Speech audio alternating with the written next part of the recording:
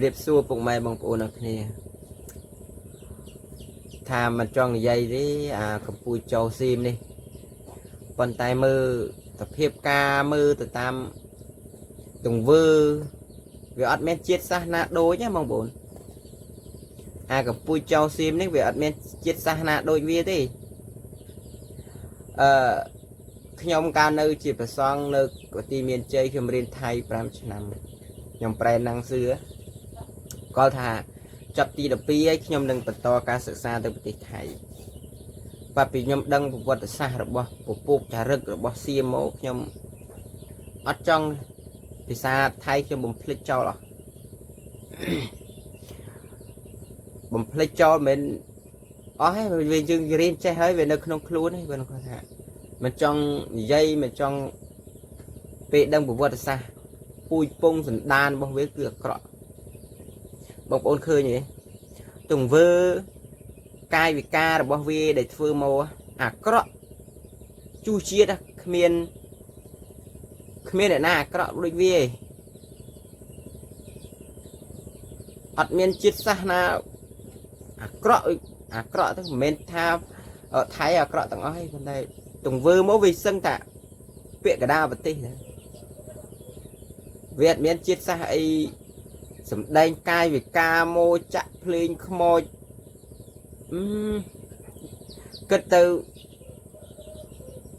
អាក្រក់បងបើនិយាយពីគុណសម្បត្តិសិលធម៌គុណធម៌ជាអ្នកកាន់ពុទ្ធសាសនាមមូលម្នាក់ម្នាក់ដែរប៉ុន្តែមិនគូណាវាចេញមកកាយវិការបែបហ្នឹងទេវាអាក្រក់តែមែនទេ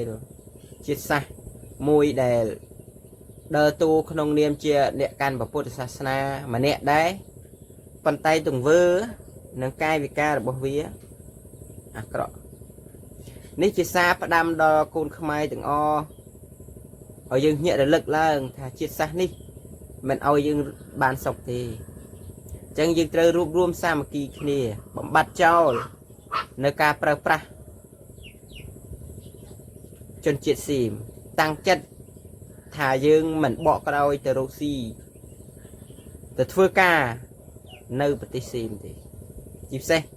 កូនខ្មែរមួយចំនួនដែលក្រាញរនីលរស់នៅប្រទេសគេងាកមកមើល